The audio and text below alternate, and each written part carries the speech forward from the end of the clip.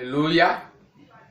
Je bénis le Seigneur pour ce jour qu'il nous a accordé. Aujourd'hui, nous sommes le 12 avril 2020, jour de la fête de Pâques. Et cette Pâques n'est pas comme les autres parce que nous la fêtons à la maison. Nous sommes en train de fêter Pâques à la maison à cause de la pandémie qui est en train de sévir. Et le gouvernement a pris cette décision. Gloire à Dieu. Et ça me rappelle la première Pâques célébrée par les enfants d'Israël. C'était bien sûr à la maison. Vous le savez, ces enfants d'Israël étaient en esclavage en Égypte. Et Dieu a envoyé ses serviteurs, Moïse et Aaron, pour leur délivrance. Et comme Pharaon s'est entêté, Dieu les a frappés par des plaies. Mais la dernière plaie était la mort de leur premier-né. Et c'est en cet instant-là que Dieu a ordonné à ce qu'on puisse tuer l'agneau et mettre le sang sur les linteaux des portes. Et quand le destructeur va passer, il va passer outre. Donc c'est après le passage de ce destructeur que Pharaon a ordonné le départ. Et c'est de nous-mêmes, Dieu a pris ordre pour dire, maintenant célébrer la fête de Pâques avec du gâteau sans levain. Gloire à Dieu. Et Dieu a dit que cette fête-là, ou bien cette nourriture-là, tout le monde ne peut pas manger. C'est seulement les enfants d'Israël. Mais s'il y a des étrangers, ils vont aussi manger à condition qu'ils soient circoncis. Et la circoncision là, c'est comme si la personne quitte le péché pour la vie de sanctification. Donc c'est ceux-là qui vont fêter Pâques. Quand on parle de Pâques, dans la langue hébreu ou latin, on parle de Pasqua en latin, et Pasqua qui veut dire passer outre. Ça veut dire que le destructeur passe outre. Le destructeur passe ailleurs. Le destructeur ou la peste ne viendra pas chez les enfants de Dieu. Parce que leur maison, leurs portes, les linteaux de leurs portes étaient marqués du sang de l'agneau. Et cela nous rappelle exactement l'agneau qui a été immolé et qui s'appelle Jésus-Christ de Nazareth. C'est pourquoi souvent quand on parle de Pâques, je parle de Pâques sous deux formes. Je parle du sang de Jésus qui a coulé et qui est marqué sur notre vie et qui a été mis sur le linteau de la porte de nos vies. Et je parle de sa résurrection qui s'appelle aussi Pâques.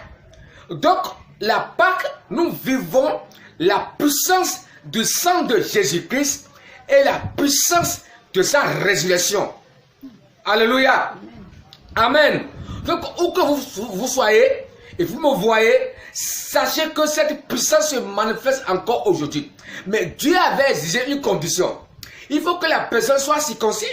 Ça dit, celui qui abandonne la vie du péché et pour venir à Christ, pour se donner à Dieu, c'est celui-là qui peut fêter Pâques.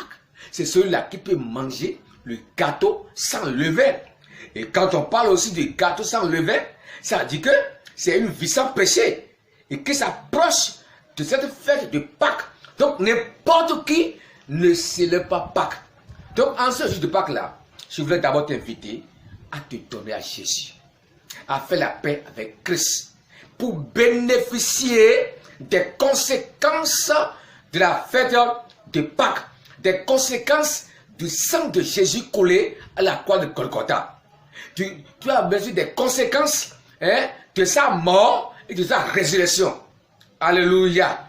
Donc, nous pouvons dire aujourd'hui que Jésus-Christ est notre Pâques. Jésus-Christ est notre délivrance. Jésus-Christ est ta délivrance. Il nous a libérés. Son sang a coulé pour nous délivrer. Il est mort pour qu'on ne soit plus quelqu'un condamné à la mort par rapport au péché. Il est ressuscité pour que tout ce qui est dans ta vie, tout ce qui est en toi, comme organe, comme des bonnes choses qui sont en train de mourir, puissent être maintenant ressuscitées. Ce qui est dans ta vie, une bonne chose qui est en train de mourir en toi, ta santé qui est en train de mourir, ton commerce qui est en train de mourir, ta vie conjugale qui est en train de mourir, ta foi qui est en train de mourir, ce jour de Pâques, je libère sur toi la puissance de la résurrection, la puissance du sang de Christ. Et je déclare que ta vie, ton bonheur qui est en train de mourir, je déclare que la résurrection pénètre dedans. Reçois la puissance de la résurrection. Le sang de Christ te délivre, te libère et te ressuscite. Ta vie est ressuscitée. Même toi, chrétien, qui avait une vie de prière qui est en train de mourir, je déclare que ce jour, ce 12 avril, ta vie de prière est ressuscitée. Crois en la parole de Dieu. La Bible est la parole de Dieu. Ce temps-là, la puissance de Dieu que les enfants d'Israël ont vécu à ce temps-là, cette même puissance travaille encore aujourd'hui. Alléluia. Où que vous soyez, maintenant je vais prier pour vous. Amen.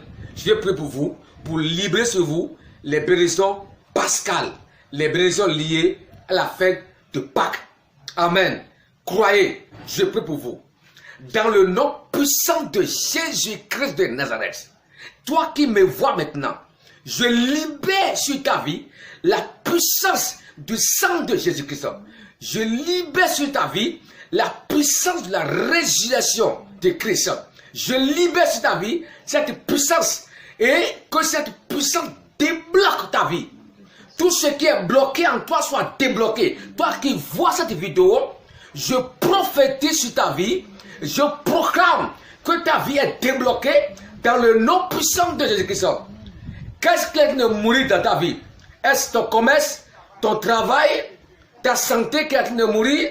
Je proclame la résurrection dans ton corps, dans ta vie, dans ton âme, dans ton esprit, dans ton commerce, au nom puissant de Jésus-Christ. Je libère ta vie, je libère ton destin dans le nom de Jésus-Christ. Que tout ce qui a été enfoui dans ta vie, tout ce qui a été enterré par les puissances occultes et qui sont enterrés, je proclame la résurrection au nom de Jésus-Christ. Ta santé qui est enterrée, oh, ton bonheur qui est enterré, je proclame sa résurrection par la puissance qui m'a été conférée. Je libère ta vie. Que ta vie soit libérée au nom puissant de Jésus-Christ ressuscité. Amen. Que Dieu